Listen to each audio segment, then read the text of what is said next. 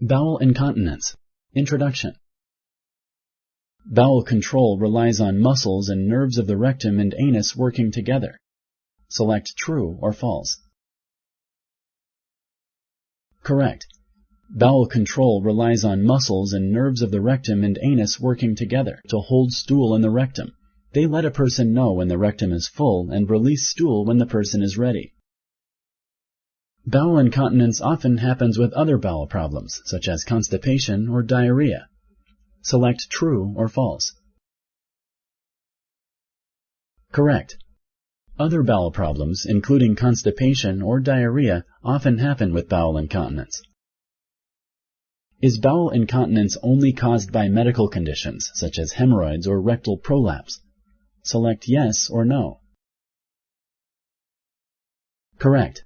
There are many possible causes of bowel incontinence. Medical conditions may cause bowel incontinence, but so can inactivity or natural childbirth. Does treatment for bowel incontinence always require surgery? Select yes or no. Correct. If other treatments do not work, bowel incontinence may be treated with surgery. Often lifestyle changes, medicines, and other therapies are tried before surgery. Thank you for using Explain.